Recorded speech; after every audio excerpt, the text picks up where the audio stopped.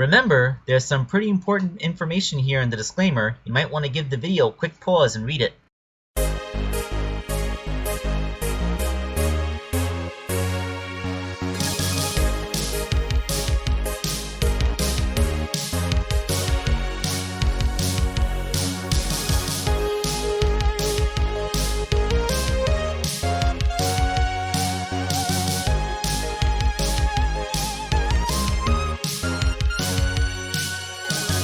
Hello my friends, this is Wake Angel 2001 coming at you with a figure for Jayden.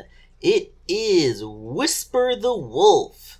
Yes, from the IDW Sonic comic and Sonic Forces Speed Battle. I've made her before, but this is the first time that I'm doing her when we have a Rouge the Bat figure that's available, which would make a much better base toy than what I had been using before. So, yes, we all know what's going on here. We got a Rouge the Bat, we got a bunch of 3D printed parts which I've used to make Whispers before, so let's get right into this.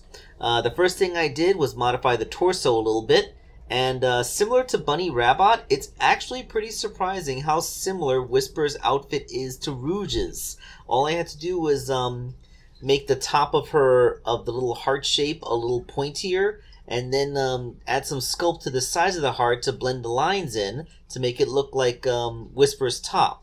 Whisper's top is kind of, it looks a little bit like a corset. Like, it feels like it's like a more rigid style fabric. Like, I'm wondering if it's actually kind of low profile armor or something, but it kind of gives me that vibe.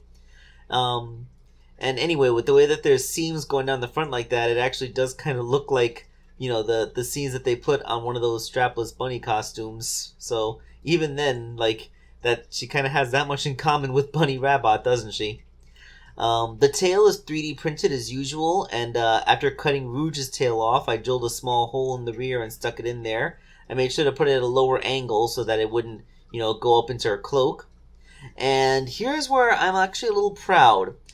These are the parts for her shins and forearms, and you can see the cuff. That is the glove cuff. It's Rouge's original glove cuff, but I made sure when I cut it off all the way around so that it would be intact and able to be reassembled. The purpose of doing it this way is so that I can reattach it closer to her wrist, so that this Whisper figure can have proper sculpted glove cuffs that, you know, look like the original Rouge glove cuffs, just in a different place. Because, you know, Whisper's gloves don't go all the way up to her elbows. All the way up to her elbows. And although she does have a little elbow pad, which is a simple bit of sculpting, and this figure can actually still use Rouge's original hands because I was able to reposition the glove cuffs in such a way. And conveniently, Rouge actually has a holding thing hand on her right, so, you know, it's a good place to hold the variable Wispon weapon. Yeah, like, aside from that, the bicep part of the arm is just a repaint. She kind of has this little thing going on where, like, she has, like, elbow warmers. Like, her elbow and knee pads, like, they have, like, this thing that goes up. I'm guessing this is sniper gear, so that she can lay in a prone position without having to worry about scraping her elbows and knees on anything. You know, it's actually kind of nice to see a Sonic character wearing something resembling practical gear, you know? Like, she's actually dressed for sniping.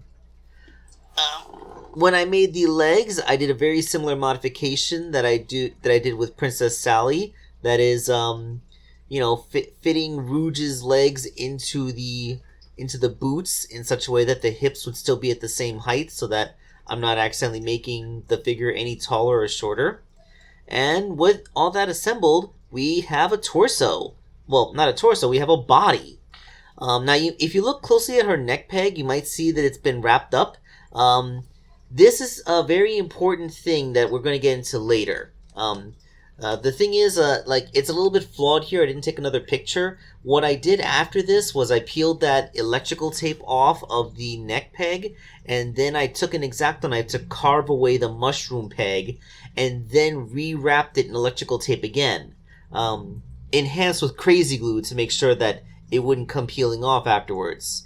The purpose for doing this is to create a friction peg so that I would be able to put the head on and it would be able to turn, and you'd even be able to hold the figure upside down without fear of it falling off.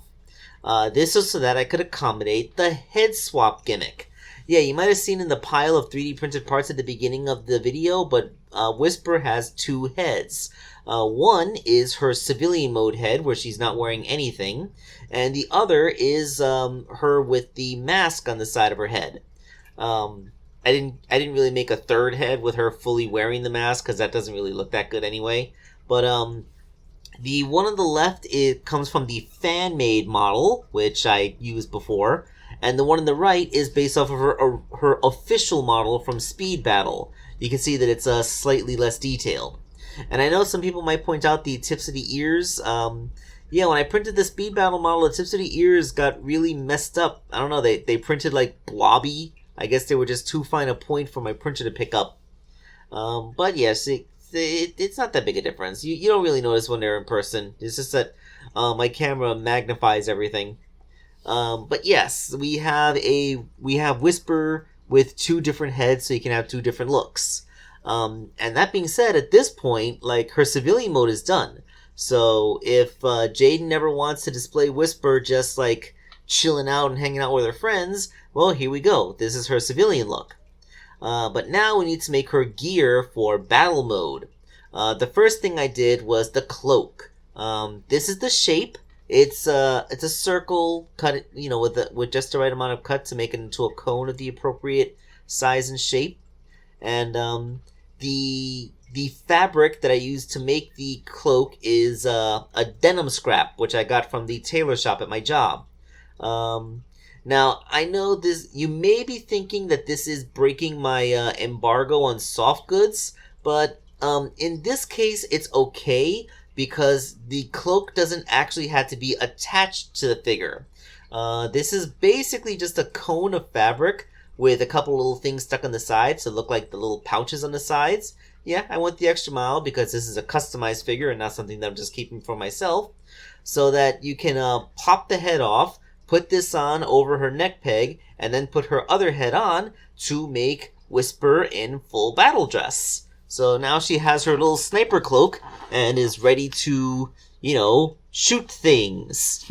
Man, it's so weird that we have a Sonic character that's just fully associated with using what essentially amounts to a sniper rifle.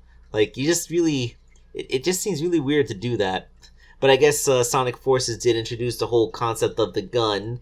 I guess it's not the same as like when Shadow just picked up a Glock or an AK, because like the Wispons fire ammo that's sentient and non-lethal. So like you'll know that you're never going to accidentally kill someone with your Wispon, because even if you pull the trigger, the gun can choose not to fire if it feels that the target is not worthy of getting shot. If only real life guns could work that way, huh? Speaking of the variable Wispon, the same fan-made model where I got the head from also had one for the Wispon, so I printed its parts out. This is where things get a little bit awkward. You'll see in a second. First, let's assemble it. The handle of the gun and the little dome parts of the gun were from the model, although those little thingies near the umbrella shaped thing are hand sculpted out of epoxy, because the Wispon, I feel like the gun was made before it was really rendered in the comic very much, because the actual model render had two little ball things, one at the top and bottom, whereas we now know, thanks to multiple appearances in the comic, that it's supposed to have three, one on the top and two on the bottom. I made the same mistake when I made my first Whisper figure, so I'm not blaming them. But yeah, that in addition to a little bit of Mega Constructs parts for the stick in between the two hemispheres, and we got us a variable Wispon weapon all ready to be wielded by the figure. And I used my Dremel to sand the handle down, because it was too thick to go into Rouge's holding thing hand, so I sanded it down to be thin enough to fit into her hand. I figured you're losing some of the accuracy of the sculpt, but I figured wanting her to actually be able to hold it would be the thing. Now, here is where some people make it a little pedantic. Let's look at the picture of her with the Wispon, and it's kind of big. Yeah, like the little umbrella hook thing is supposed to be about eye level to her, but here you can see it actually goes past her head.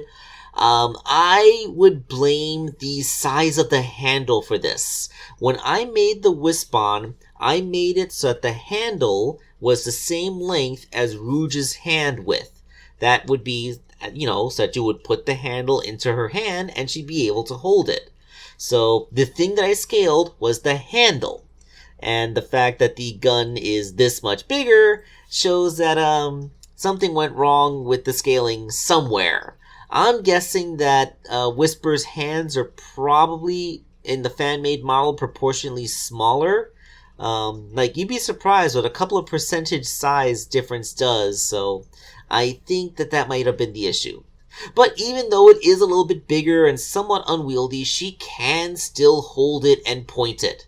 It's a little bit awkward. You gotta kind of have to slide the gun in from the top of her hand and then slide it back out the same way. But, yeah, it is a thing that you can do. And although the paint inside the hand didn't scrape when I did that, so I'm gonna call that a win. So that is Whisper, like a fully kitted out, best I can make at the moment, Whisper using a proper Jack-specific Sonic figure as the base and everything. And I thank you all for watching the video. This is Wake Angel 2001, letting Sonic take us out like he always does. Oh, hey everybody, it's me, Sonic the Hedgehog. Just here to remind you that if you haven't already, make sure to hit that like button. And for even more amazing customs, don't forget to subscribe to Wake Angel 2001, because between you and me, they're way past cool.